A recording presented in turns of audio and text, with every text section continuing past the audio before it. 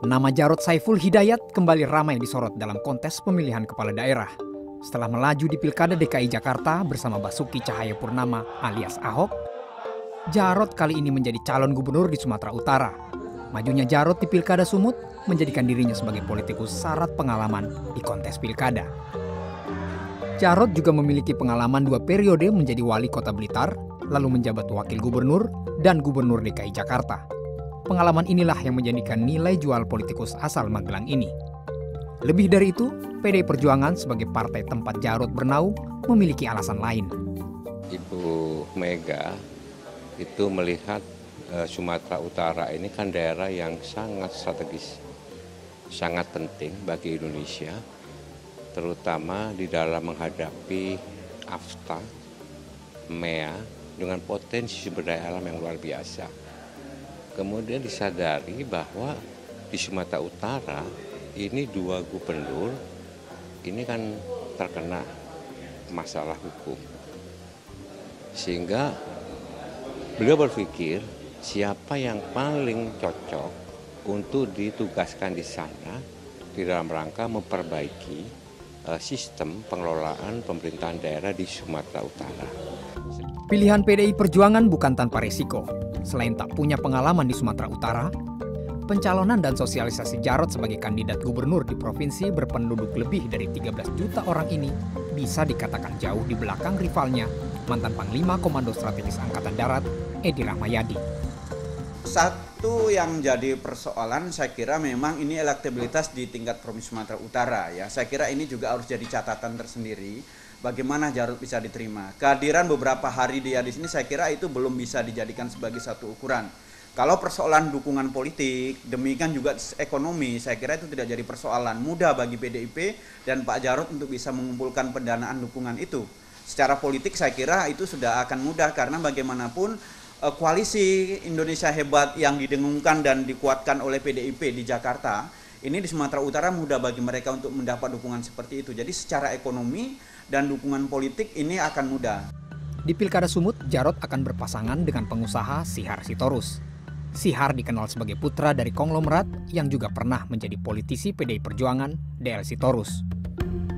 Selain sukses di dunia bisnis dan memiliki latar belakang pendidikan yang mumpuni, dari faktor etnik, Sihar adalah asli keturunan Batak, Sumatera Utara.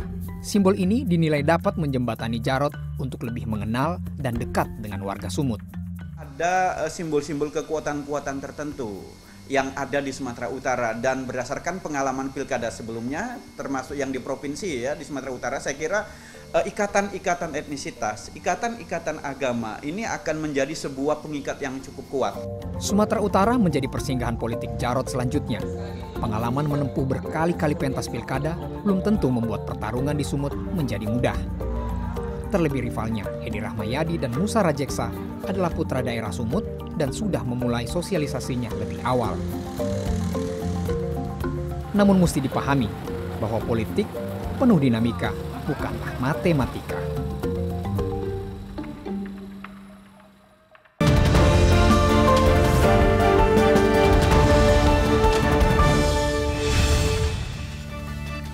Selamat malam. Agenda pemilihan kepala daerah 2018 sudah bergulir. Sejumlah kejutan khas ala politik pun kita sudah dapatkan. Khususnya nama-nama politisi yang bertarung. Dan salah satunya adalah yang bersama saya malam ini. Disebut kejutan bukan karena ia pendatang baru di dunia politik, namun karena sepak terjangnya yang bisa dibilang sebagai petualang pilkada. Tahun ini ia kembali menjadi kandidat gubernur jauh dari tanah kelahirannya. Ini dia Jarod Saiful Hidayat. Selamat malam, Pak. Selamat malam. Sebelumnya kita melihat Pak Jarod ini sebagai kontestan Pilgub DKI Jakarta, lalu kini menjadi calon gubernur Sumatera Utara. Dan waktu beberapa masa sebelum pada akhirnya pilkada berlangsung di DKI, saya sempat mewawancara Pak Jarod. Atau setelahnya, saya agak lupa. Sebelumnya. Dan waktu itu sempat ada diskusi kalau misalnya tidak terpilih, Bapak tetap akan maju karena pilkada masih banyak di 2018. Bapak katakan tidak. Bahkan mungkin akan kembali ke kampus atau ngurus partai saja begitu.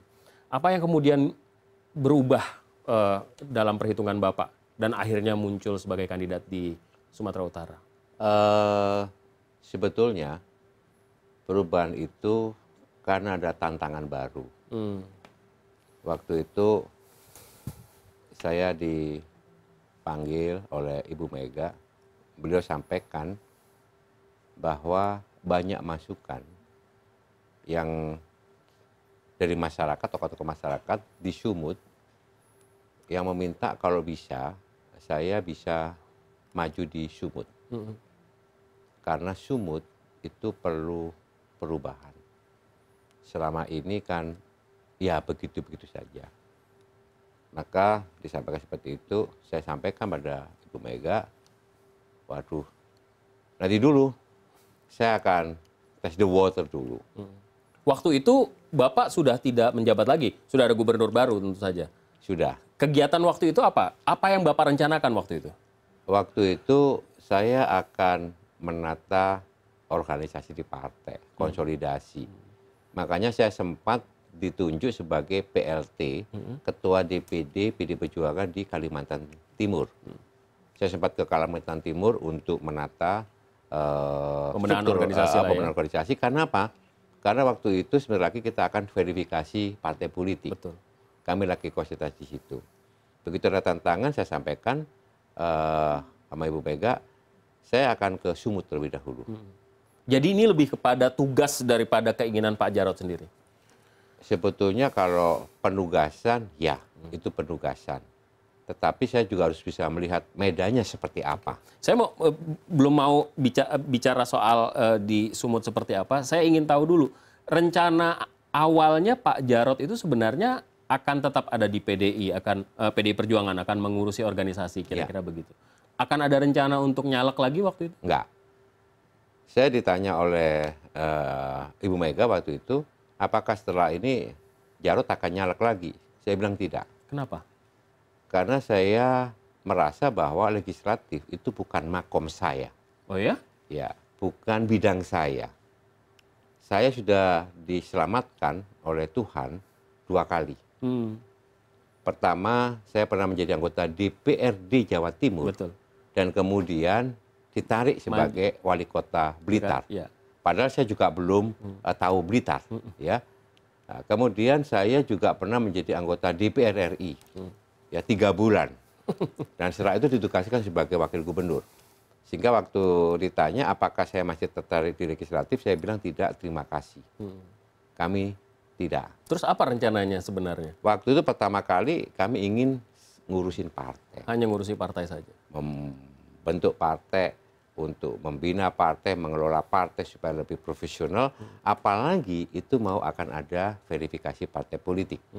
Saya sampaikan kepada Ibu Mega, memang ranah saya, terus terang saja, kalau saya boleh memilih, ranah saya di eksekutif. Mengapa begitu? Mengapa tidak di legislatif?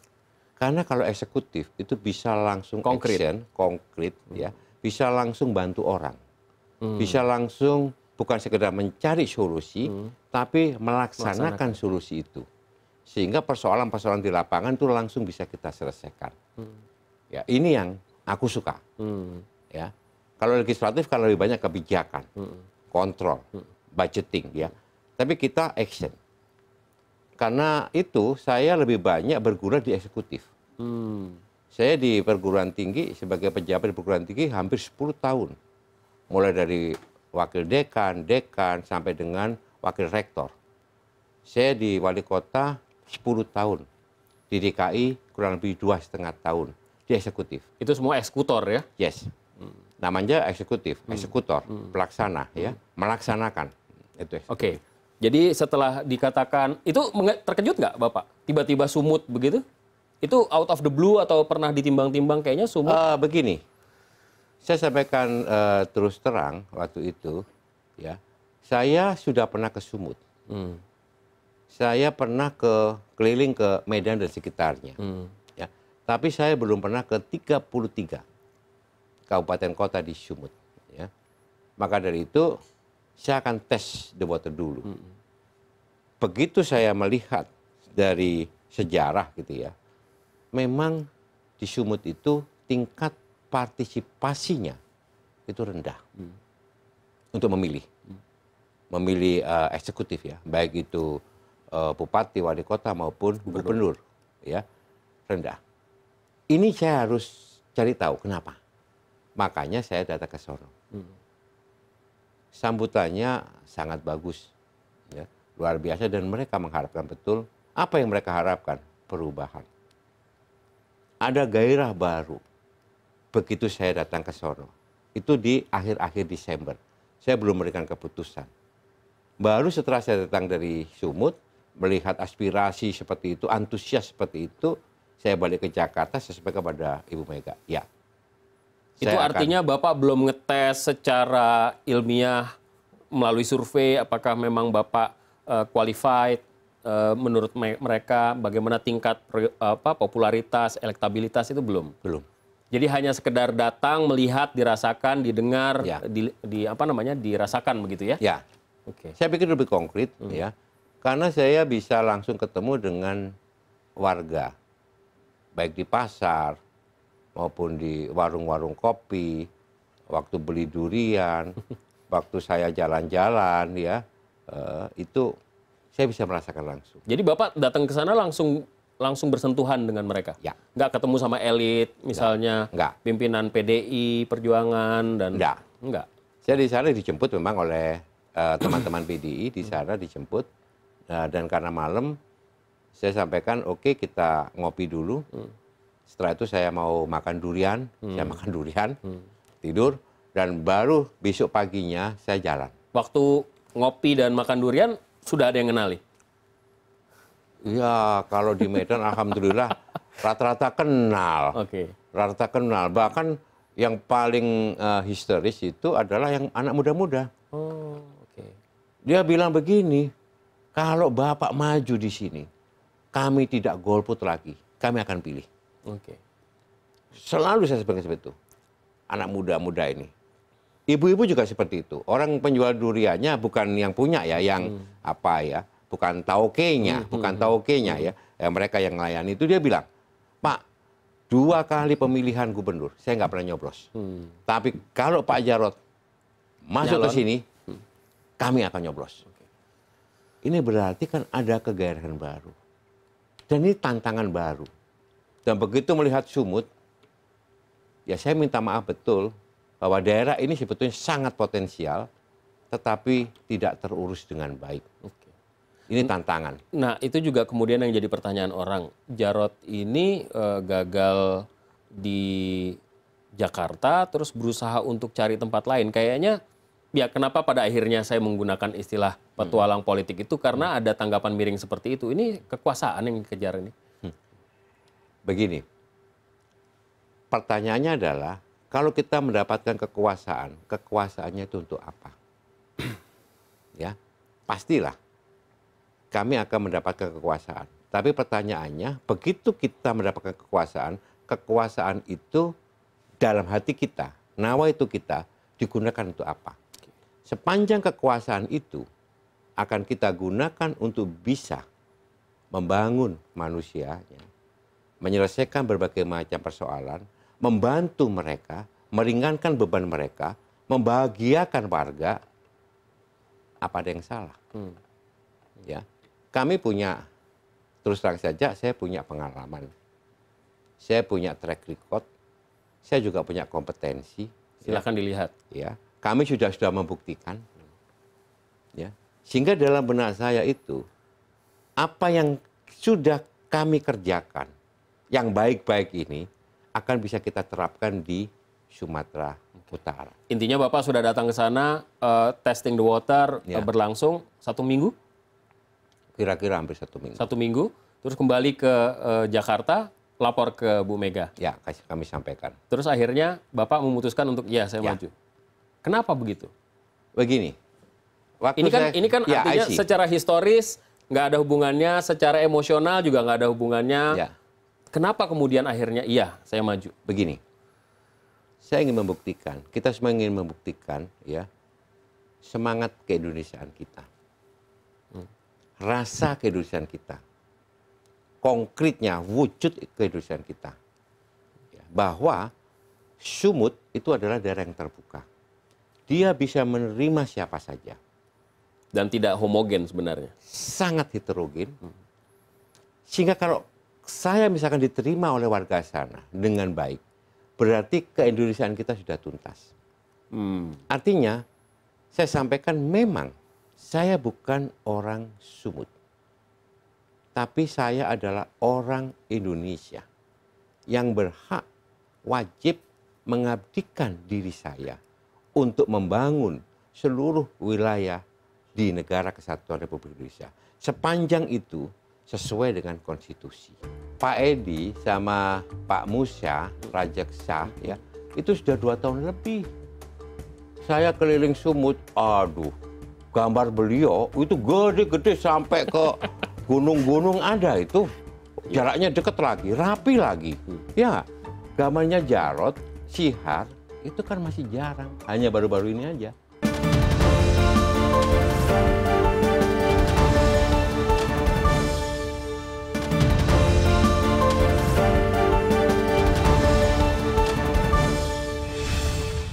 Bagi sebagian orang perhitungan apapun itu sebenarnya kesannya ya bisa saja dicari alasannya. Karena sebagian orang yang tentu saja menganalisis Bapak hadir di Sumut menghitung karena PDI Perjuangan kepepet. Nggak ada calon lagi yang bisa dijual di sana.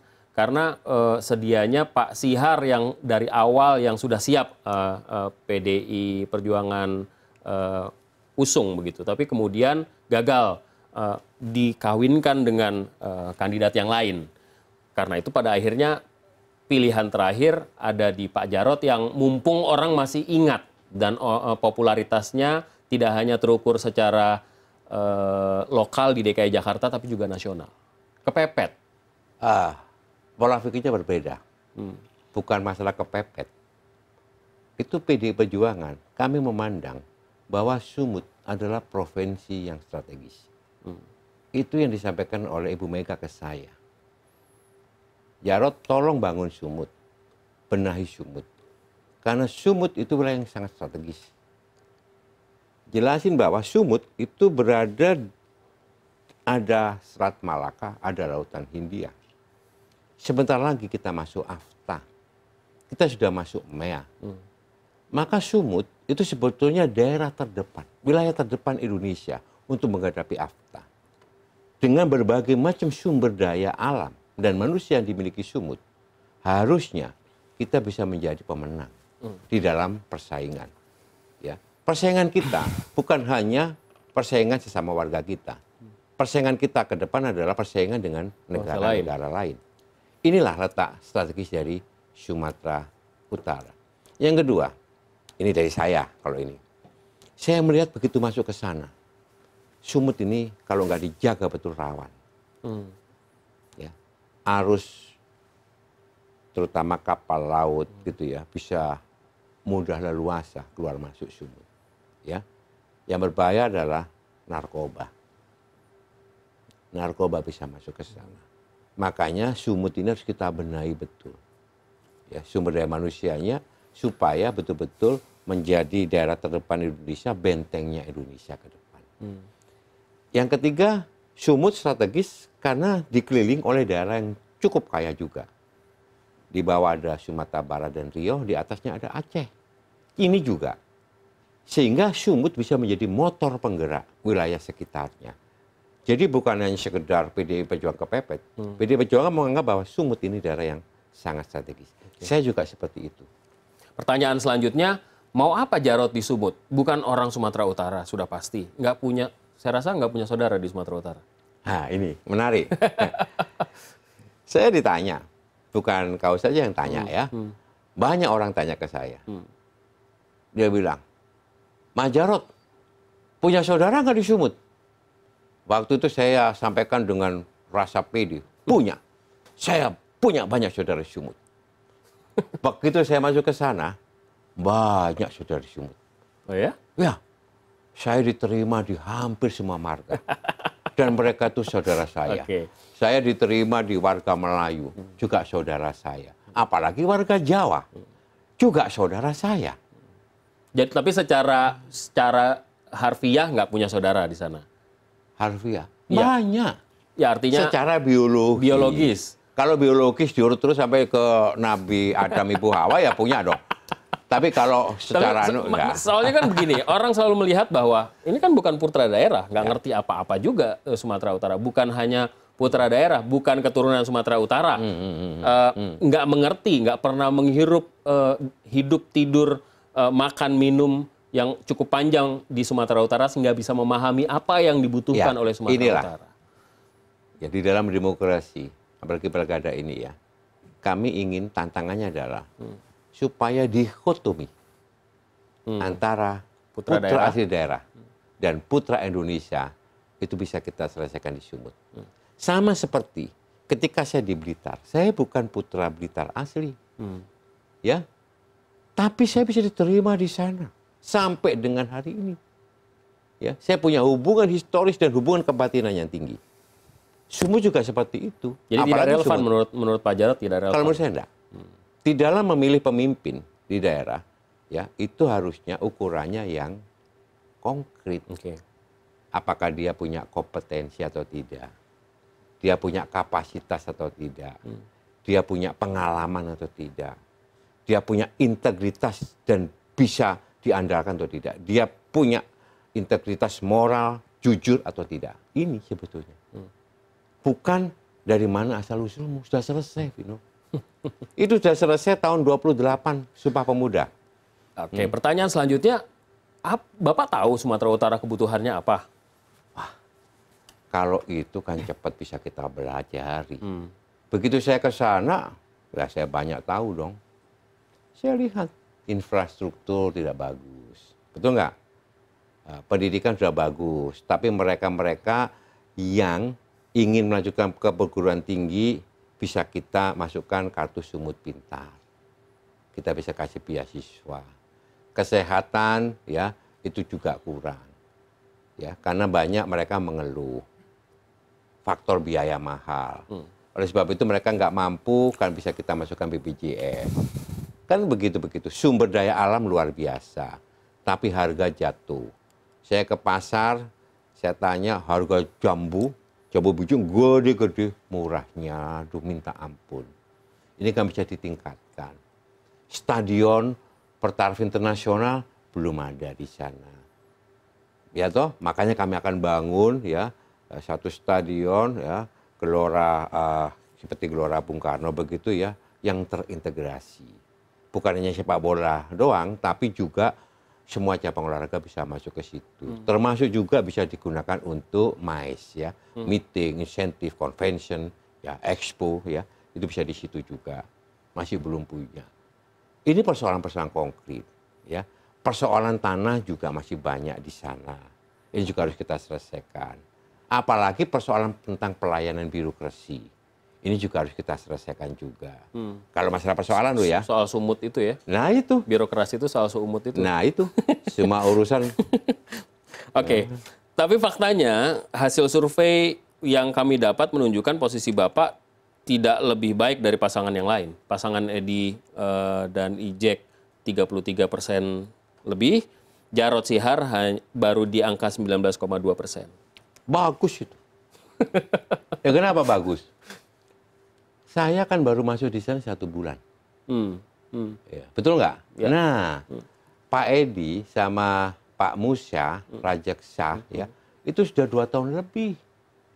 Saya keliling Sumut, aduh, gambar beliau itu gede-gede sampai ke gunung-gunung ada itu. Jaraknya deket lagi, rapi lagi.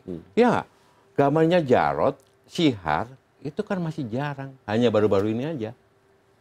Bapak yakin bisa mengejar ketertinggalan itu? Satu saat akan Ini kan hanya hitungan bulanan saja ini. Ya, 4 bulan ke depan. Saya baru 1 bulan. Ya, pastilah akan naik. Ya, naik pelan-pelan itu pastilah. Ya, saya betul-betul itu akan terapkan tuh peribahasa. Ya, manjada, wajada. Nah, itu harus. Kalau kita bekerja maksimal, sepenuh hati, ya, kita akan bisa berhasil. TNI Polri tolonglah yang netral gitu loh. Aman kalau begitu. Sampai sejauh ini masih kelihatan netral? Wah, jangan saya yang Meskipun saya tahu di lapangan lah, tapi jangan saya bilang.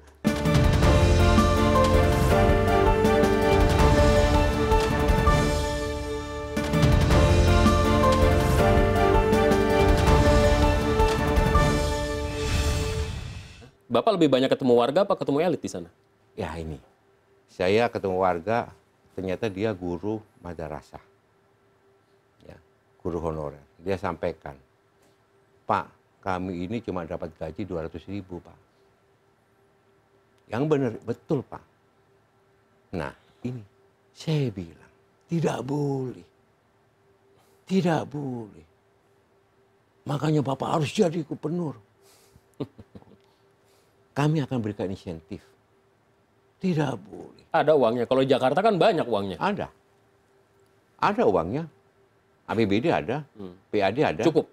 Cukup. Wilayahnya lebih besar dari Jakarta. Ya, cukup. Angkanya tidak lebih besar dari Jakarta. Anda harus ingat bahwa di sana itu daerah otonom itu ada di kabupaten kota.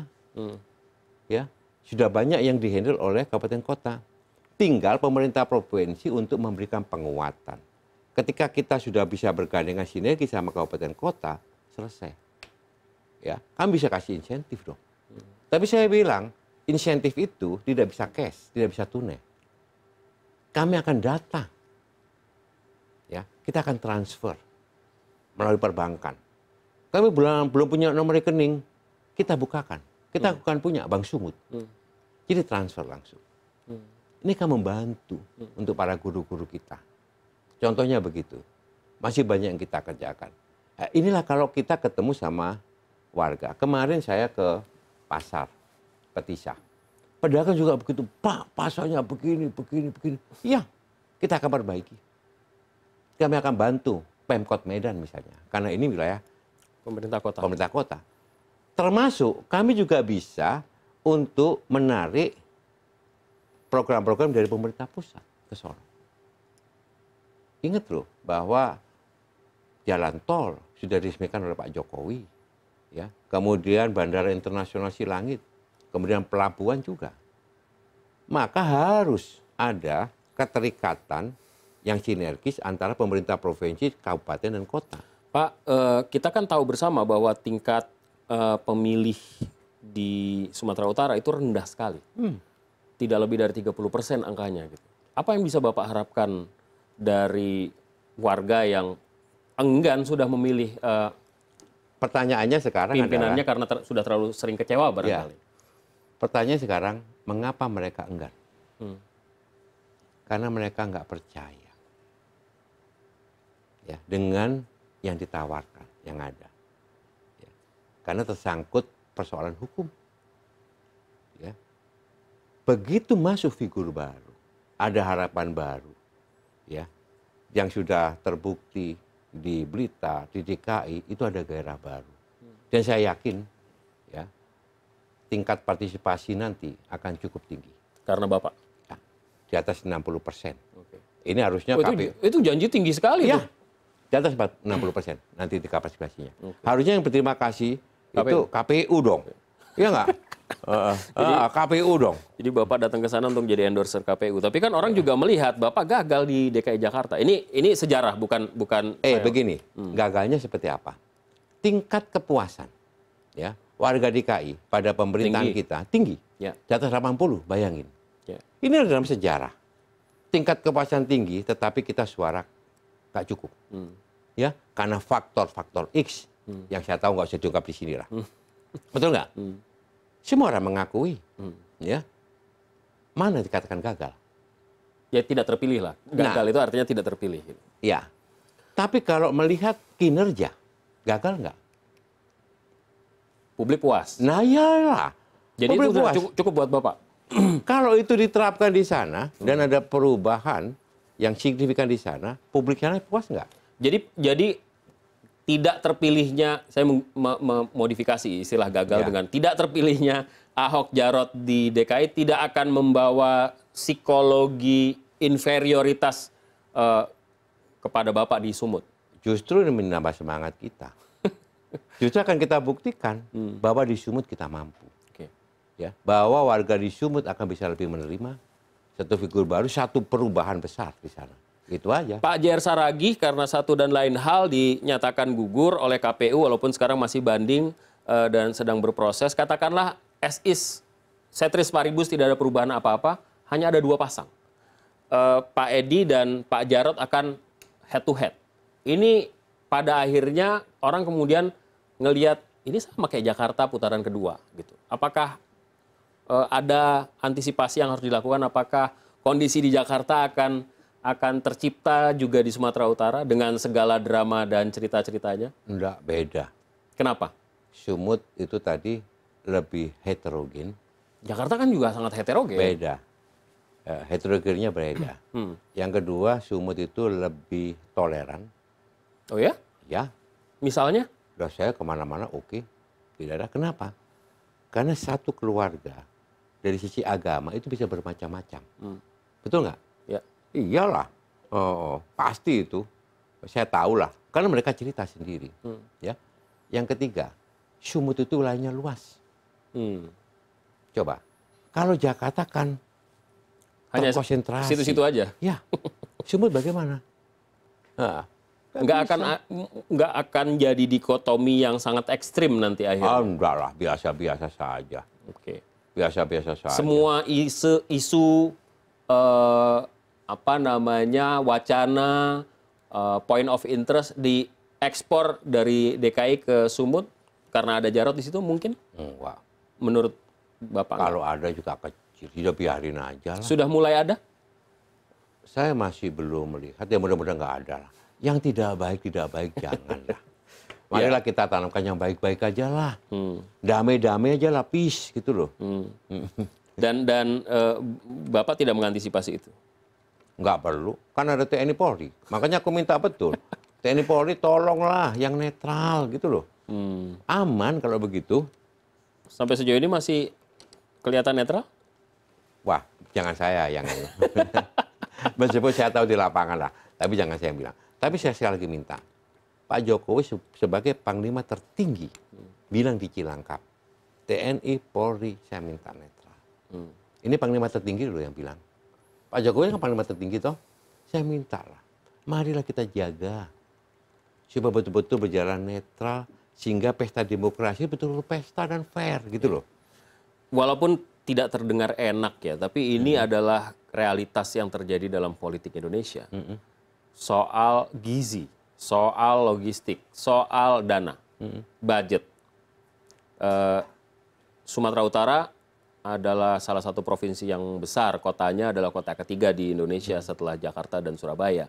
Otomatis kebutuhannya juga relatif lebih besar daripada provinsi-provinsi lain dengan jumlah pemilih kira-kira 11 juta.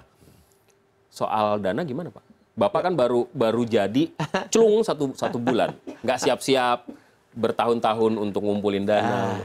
Kalau di PD Perjuangan sih gotong royong aja, Alvino. Kita terbiasa gotong royong ya. Ya, tentunya dengan gotong royong semuanya jadi ringan. Yang kedua, alhamdulillah di sana telah tumbuh banyak relawan yang berjuang. Walaupun baru 1 bulan sudah ada relawan. Wah, relawan lebih dari 100 kelompok. Kalau dihitung-hitung berapa jumlah anggota relawannya? Waduh, ribuan. Saya nggak bisa menghitung. Kemarin ketemu aja itu baru di masing-masing kelompok relawan dibatasi 3 orang di satu tempat itu sudah 1.500. Ya, masing-masing kelompok relawan itu dibatasi. Dan relawan itu kan biasanya juga berharap ada logistik dari yang nyalon. Gitu. Saya sampaikan juga. Kalau Anda relawan, namanya aja relawan. Harus banyak rela. Ya, dan bekerja dengan ikhlas untuk satu tujuan cita-cita. Bagaimana bikin Sumut berubah. Ya, jadi lebih baik begitu. Dan kemudian saya sampaikan pola kampanye kita ya sederhana aja lah. Lebih banyak aku aja yang datengin. Lebih murah, enak. Nggak usah banyak-banyak, nggak usah pakai panggung gede-gede, mahal. Iya, kalaupun nggak ada nggak dengan Pak Jarod, Pak Sihar kita tahu lah sepak terjangnya seperti apa. Boleh tahu nggak kita angka yang disiapkan berapa budgetnya? Kalau kami sih ya paling nggak 50-an lah. 50 M. Cukup untuk Sumatera Utara itu? Insya Allah cukup lah. Terutama untuk merawat saksi ya. Saksi, pelatihan dan sebagainya. Kalau atribut itu kan dari KPU. Sebagian besar. Ya nggak? Memang kami boleh menambah begitu ya. Tapi sudah terbantu dengan KPU. Kalau istilah orang Sumut, cengkuneknya Pak. Cengkuneknya kan banyak Pak. Ada sembako, ada apa namanya kalender, kaos. Kalender, kaos, banyak dari relawan. Stiker juga banyak dari relawan. Bahkan sudah saya dibikinin kopi. Kopi Jos. Nah, kopi celup Jos dari relawan. Jos itu singkatan dari Jarod Sihar Sitorus. Nah, Jos. Dibuatkan oleh relawan. Ya. Tapi begini, bolak-balik kan kita juga dengar Pak Jarod datang ke sana karena yakin sekali jumlah pemilih yang beretnis Jawa itu banyak 35%. Itu kan juga kita bicara soal apa namanya sara juga, soal suku juga gitu.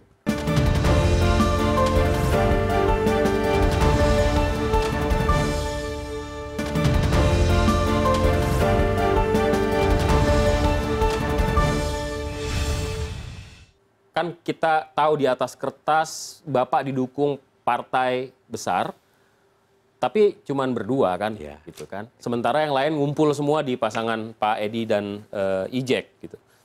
Mesin partai PDI Perjuangan harus digenjot untuk kemudian bisa mengimbangi partai-partai lain, gitu. Mana yang lebih dikuatkan dan bagaimana polanya, apa namanya, mesin partai dan relawan? Itu lebih baik saya berkoalisi dengan rakyat aja lah. Karena pemilihnya kan juga rakyat, ya. Jadi lebih baik sama rakyat aja lah, bukan sama sekedar elitnya ya. Karena milih rakyat. Jadi saya nggak khawatir, nggak apa-apa. Biasa. Dulu di Jakarta juga begitu. Mesin partai bisa diandalkan di Sumut? Selama ini, sampai saat ini, mereka bilang justru yang ini mesin partai sedang solid-solidnya. Oh ya? Apalagi kemarin habis mendeklar gitu ya, mencalonkan Pak Jokowi, capres dari PDI Perjuangan. Pak Jarod sudah pernah bertemu langsung dengan Pak Edi? Sudah. Sempat ngobrol-ngobrol? Ya ngobrol. Masa ketemu nggak ngobrol ya pasti tahu. ngobrol dong. Artinya ngobrol panjang, itu setelah atau sebelum pencalonan? Setelah juga, Pak Edi itu teman saya. Sebelum pencalonan berarti sudah pernah kenal? Ya sudah dong. Beliau Sudah Pangkostrat, dekat, saya ya. gubernur di sini, wakil gubernur. Ya ketemu teman. Di sana juga ketemu. Nggak ada apa-apa, biasalah. Diskusi soal Sumut atau lebih banyak diskusi yang bukan soal Sumut? Diskusi antar seorang teman aja lah. Terus si Hilo ngobrol-ngobrol ringan. Biasa. Nggak sempat membahas soal bagaimana kita sepakat untuk menjalankan pilkada dan kemudian kampanye dan kemudian pilkada yang damai? Kan sudah ada. Ya itu kan, ya itu kan kita tahu semua itu kan selebrasi kan, itu kan sifatnya formal sekali. Ya. Begitu. Harusnya begitu toh semuanya. Kalau saya melihat sebaiknya jangan sekedar formalitas, kita buktikan dong bahwa harus damai tanpa money politik, tanpa mengpolitisasi sara. Kan itu isinya, ya. Kita harus menolak politik uang. Kita harus juga menolak politisasi sara. Kan cuma begitu kan. Nah, coba dilihat aja di lapangan. Ya, tapi, siapa yang konsisten? Gitu aja biar warga yang bisa menilai. Tapi begini, bolak-balik kan kita juga dengar Pak Jarod datang ke sana karena yakin sekali jumlah pemilih yang beretnis Jawa itu banyak 35%. Itu kan juga kita bicara soal apa namanya sara juga, soal suku juga gitu. Begini, masing-masing orang punya identitas. Saya punya identitas, saya Jawa, Muslim, besar di Jawa Timur, ya. Anda Batak, Karo, besar di Jakarta, wajar. Masing-masing punya identitas. Dan itu tidak bisa dihilangkan? Ya, itu melekat. Tapi ingat, antara saya dengan kau itu saudara. Makanya jangan kita politisasi. Yang terlalu berlebih-lebihan, ya wajar. Saya dekat sama orang Jawa, iya, saya orang Jawa. Saya juga dekat sama orang Batak, orang Melayu, orang Aceh, orang Minang. Bisa diterima, artinya selama ini kan orang berpikir Jarod itu mengandalkan kantong pemilih etnis Jawa. Yang lain-lain kan banyak, ada Melayu, ada Nias, ada Batak, ada Lima. Diterima semua. Semua suku itu sahabat Jarod. Ya enggak? Betul lah. Sahut Jarod punya semua suku. Karena kita sama, satu rasa, satu cita-cita, sama. Nggak ada kesan terlihat jauh gitu. Enggak. Di sana malah ada Tionghoa, ada Tamil, ya ada India, ya enggak? Ada juga Pakistan, ada Afghanistan. Semua saudara kami, nggak ada masalah. Jadi bukan hanya soal Jawa yang 35% itu. Bagaimana Bapak bisa meyakinkan, ya seperti saya katakan, ini kan nggak bisa dihindari kita berpikir linear seperti ini. Bapak bukan asal sana, bukan orang sana, begitu. Ya kita tawarin program aja lah. Kita lihatlah. Kita tawarin program, kami punya rencana, bla bla bla bla. Seperti ini. Apa sih yang paling bombastis kalau boleh dibagi, Pak? Apa yang paling bombastis yang out of the box yang semua gubernur sebelumnya nggak menawarkan itu? Karena kan biasanya kan yang namanya visi misi itu ya gitu-gitu aja, pendidikan yang baik, birokrasi yang lebih lancar, kesehatan dan lain sebagainya. Saya akan merubah mindset birokrasi. Mindset. Melalui Maksudnya? apa? Melalui keteladanan. Kita defisit keteladanan. Mindset itu pola pikir, mentalnya, untuk bisa betul-betul melayani. Kita itu pelayan, pemimpin itu pelayan. Ya, pemimpin itu pelayan. Rajanya siapa? Rakyat. Mindset itu harus dirubah. Ya. Sehingga pungli-pungli tidak boleh lagi. Itu yang terjadi yang Bapak lihat di Sumut. Ya. Makanya diidentikan Sumut semua urusan mesti uang tunai. Ya kembali lagi kalau misalnya kita lihat Jakarta, kita bisa acungi jempol apa yang dilakukan oleh Pak Ahok dan Pak Jarot soal mengubah mindset itu. Tapi kan syaratnya begini juga. Ada yang namanya tunjangan, dan tunjangan itu dari APBD. Kembali lagi, angka APBD Jakarta sama Sumatera Utara beda. Ya, bisa. Apakah mungkin kemudian itu bisa diatur? Bisa, bisa. TKD harus kita rubah, ya, kita tingkatkan. Tetapi dengan catatan bahwa honorarium panitia-panitia itu nggak ada. Kan setiap ada kegiatan itu ada honorarium nih, ya. Bikin bikin jembatan, ya honorarium, Pimpro sekian, gubernur sekian, waduh. Saya ini, ya ketika jadi wali kota itu hampir setiap akhir tahun tanda tangan honorarium itu, banyak banget, kita hapus. Makanya kita akan terapkan, ya, key performance indikator. Jadi masing-masing pegawai ada indikatornya. Ada scoringnya. Iya, datang telat dipotong. Nah, mereka yang rajin tentu saja mendapatkan TKD yang lebih besar. Itu bisa diterapkan di Sumut dengan budget bisa? yang ada? Ya bisa dong, kan bisa kita hitung. Oke. Kalau ngomongin budget kan kita ngomongin DPRD, Pak. Iya. Sekali lagi pertanyaannya, Bapak kan hanya didukung oleh partai yang tidak terlalu banyak. Kalau misalnya Bapak terpilih, dan kita sudah punya pengalaman di Jakarta bagaimana kemudian proses antara DPRD dan eksekutif itu bisa mandek karena perbedaan koalisi yang diawali gitu. Bagaimana kemudian Bapak mengantisipasi itu? Ya tinggal komunikasi aja yang baik dengan mereka. Ya, kita lurus saja sesuai aturan. Kita nggak bisa nabrak. Udah pengalaman. Ya. Sekarang anggota DPRD yang masuk asrama berapa orang? Ya, betul nggak? Ya nggak? Masuk hotel, maaf, bukan sama hotel Prodio, berapa orang? Apa mau seperti itu? Pak Jarot ini kan sama Pak Sihar sama seperti kebanyakan pasangan. Dijodohkan, dikawinkan. Ya. Nggak pernah ketemu, main bareng, nongkrong bareng sebelumnya gitu. Mungkin pernah berkenalan, pernah bertegur sapa beberapa kali, saya nggak tahu. Tapi yang jelas nggak akrab.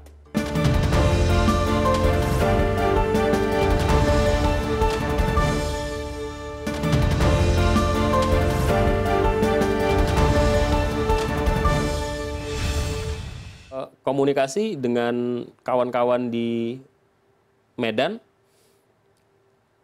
dibangun dalam bentuk apa? Tatap muka atau misalnya banyak menggunakan teknologi Bagaimana dengan penggunaan sosial media? Karena sosial media adalah salah satu kontribusi bagaimana riuh rendahnya DKI Jakarta. Semua cara komunikasi kita Semua terapkan. Semua kanal. Tatap muka iya, sosial media iya. Sebanyak mungkin yang kita jangkau lah. Karakternya berbeda Pak, pemilih DKI Jakarta. Karakter masyarakatnya di Medan, di Sumut itu lebih ekspresif ya. Wah, menyenangkan. Hampir sama sih, tapi dia lebih wow begitu loh ya. Ekspresif gitu. Kalau nggak suka bilang nggak suka. Ya, hitam putih ya. Iya, enggak gitu. Dan berani terus terang tanpa ada ngali-ngali. Itu yang aku suka. Gitu. Ya suka iya. Suka enggak. Kan gitu kan. Nah, terus kemudian egaliter. Ya. Kalau di Jawa itu kan bahasa itu kan ada tingkatannya ya. Iya, ada kromo inggil, kromo, nguku. Kalau sana kan nggak ada. Batak apa ada tingkatannya bahasanya? Nggak ada. Bahkan saya ketemu sama orang Jawa di sana. Itu ngomongnya tuh ngoko. Ya. Jadi kromo inggil nggak? Enggak, kromo inggil. Apalagi kromo aja nggak. Ngoko. Artinya lebih, apa ya, lebih familiar gitu ya. Pak, kita bicara soal Sumatera Utara cukup panjang dan kita sudah pahami. Tapi izinkan saya untuk bertanya sedikit soal Pak Ahok. Pak Ahok ini kan nggak pernah bisa, namanya kita akan ingat selalu sampai ke depan nanti. Pak Ahok rencananya akan mengajukan PK. Sempat komunikasi dengan Pak Ahok soal itu? Saya ketemu Pak Ahok terakhir agak lama ya, karena saya lagi sibuk di Sumatera Utara. Tapi beliau tahu Bapak mencalonkan dan tahu komunikasi dengan apa yang dia sampaikan? Ya beliau dorong, dia bilang ya emang harus diperbaiki Sumut, ya karena dia juga mau maju di Sumut kan waktu itu, beliau jadi independen, dia harus bangun. Jadi terapkan aja Mas yang baik-baik di Jakarta, itu kalau bisa diterapkan di Sumut itu akan bagus. Karena potensinya bla bla bla bla gitu ya. Tapi untuk masalah ini PK dan sebagainya nggak ada komunikasi. Nah menurut Bapak aja setelah mengajukan PK dan sidang pertamanya minggu ini sudah berlangsung, apa yang menjadi pendapat Bapak soal itu? Ya Pak Ahok juga boleh dong menggunakan hak ya konstitusinya untuk mendapatkan keadilan di dalam hukum, ya, kebenaran dalam hukum, untuk bisa merehabilitasi namanya meskipun dia sudah ditahan, ya toh, berikanlah kesempatan. Nah, maka kalau saya hanya bisa berdoa supaya hakim, jaksa itu betul-betul memberikan keputusan yang adil, yang benar. Ya, betul-betul itu sesuai dengan nuraninya. Bukan karena kegaduhan di luar. Tapi betul-betul jernih. Sehingga dengan cara seperti itu maka keadilan dan kebenaran itu bisa terwujud. Janganlah kebencian kita kepada seseorang, kepada kita tidak adil. Kemudian kita tidak adil. Itu aja harapan saya. Banyak orang yang menduga bahwa ini dilakukan sebagai ancang-ancang untuk maju kembali dalam kancah politik. Tidak. Waktu diskusi sama saya, tidak. Bahkan Pak Ahok bilang dia akan nanti dagang aja, usaha aja. Jadi sinyalemen bahwa akan maju sebagai cawapres apa? Jauh. Enggak, jadi cawapres, jadi gubernur aja seperti ini gaduhnya. Tentu saja kan masing-masing orang punya apa namanya ya pengalaman sendiri. Kan dia tahu juga lah pengalaman seperti itu. Dan saya betul-betul sangat tidak yakin dan tidak percaya dia maju ini. Kalaupun dia maju ada isu nggak sebenarnya menurut Bapak? Isu apa? Ya artinya ada masalah nggak sebenarnya kalau dia maju? Kalau sebagai warga negara dan itu secara konstitusi nggak ada larangan. Iya, tapi kan beliau juga punya pengalaman pribadi. Dia juga punya hak toh. Oke, saya akan diusaha aja. Waktu terakhir ngomong sama saya begitu juga. Mas, aku udah ini nanti usaha aja lah, dagang aja lah. Mas aja yang masuk politik. Nah, gitu. Pak Jarod ini kan sama Pak Sihar sama seperti kebanyakan pasangan, dijodohkan, dikawinkan. Ya.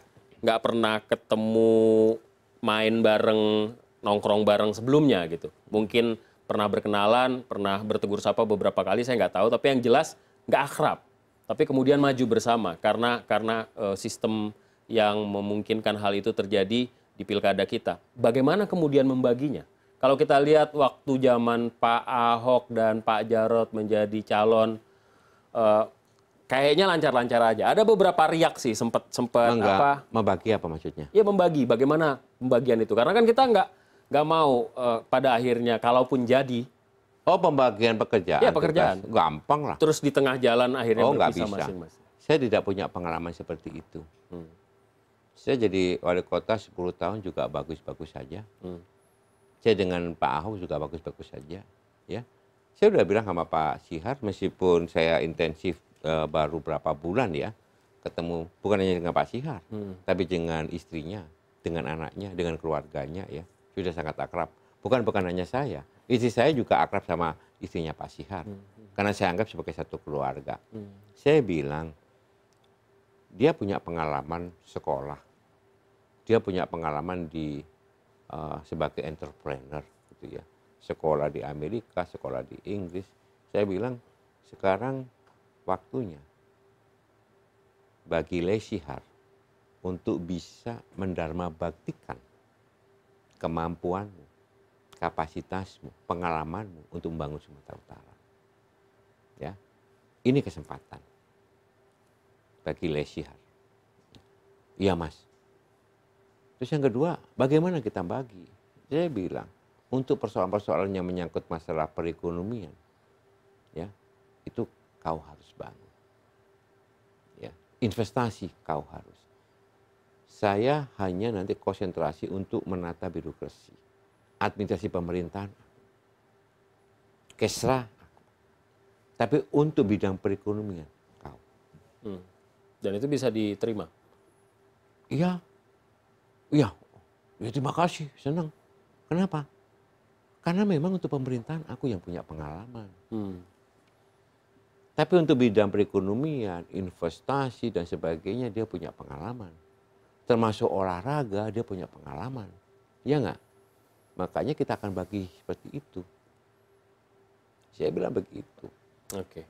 Tidak ada masalah. Dan enak banget kok. Dan itu yakin sekali nggak akan kemudian berujung pada perceraian di tengah jalan ya kalau misalnya Anda terpilih berdua nanti. Insya Allah nggak akan. Oke. Karena bagi saya itu sudah, kalau sudah seperti itu saat itu nggak mungkin. Pak Jarot, terima kasih atas waktunya dan sukses untuk apapun yang diperjuangkan di Sumatera Utara. Kita lihat bagaimana nanti pertarungan di Sumatera Utara di bulan-bulan ke depan ya. Dan masih sering balik ke Jakarta, anak-anak di Jakarta sampai sekarang ya? Anak-anak di Jakarta. Ibu juga kadang-kadang menemani atau gimana? Ibu kadang-kadang di Jakarta, tapi seringkali menemani saya di Sumut. Oke. Pak Jarot, terima kasih atas waktunya. Dan inilah akhir dari jumpa kita di AFD Now. Kita akan jumpa lagi minggu depan. Sampai jumpa.